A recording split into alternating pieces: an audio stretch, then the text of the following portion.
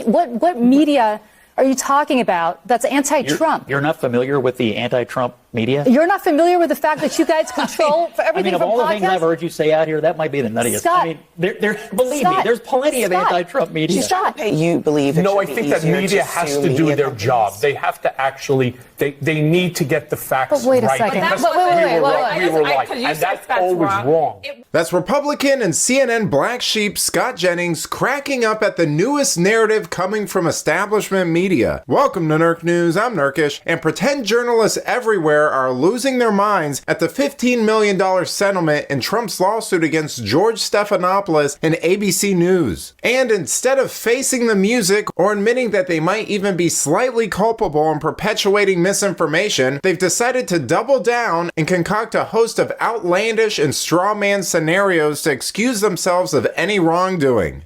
Scott, how many campaigns have you done? I've done 100 million, and probably you have too, right? Every time you get a bad poll, are you supposed to sue the pollster now?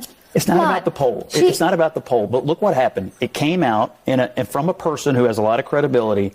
Virtually every single panel I was on for the last week of the campaign led with, well, look at this poll. So it wasn't the poll. It's the second, third, and fourth order narrative. Listen. The number. I'm sorry. And it's just speech. So what? So what? It's free speech. What about Scott? I mean, what about free speech? I mean, I thought that this was the Republican Party of say what you want. Let's debate it in the public square. Like, let's have the conversation.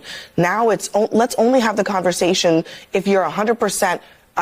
Prescient and correct in that moment. It was a bad poll. It was a wrong poll. The media discussed it. So what? Do you know what I'm so tired of, Scott?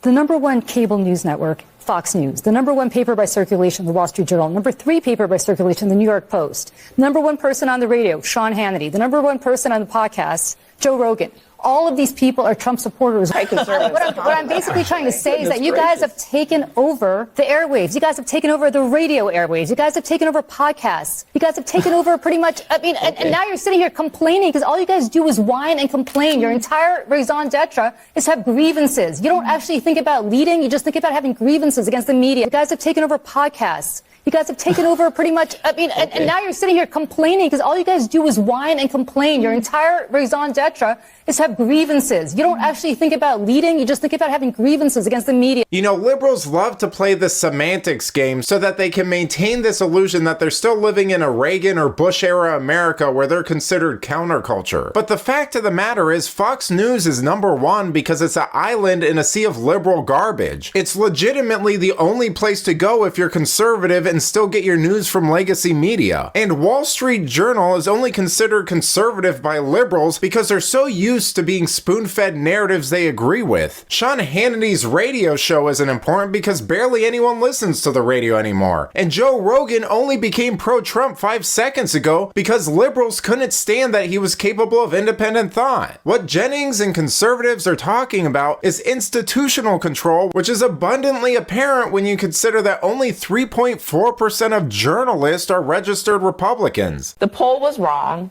Many of the polls are wrong. They've been wrong for many cycles. But it's not like this is the only thing that has been said in the news from either side that is not true. I hate to say it, but Scott is actually right about this one. I hate to say it because Scott and I very rarely agree on anything. He's right. He's right. He's right about this in the fact that sloppy journalism, sloppy polling, and what they did. Look, I was the recipient of more than 100 lies. And I understand what Trump is doing in terms of changing the way defamation cases are brought in this country.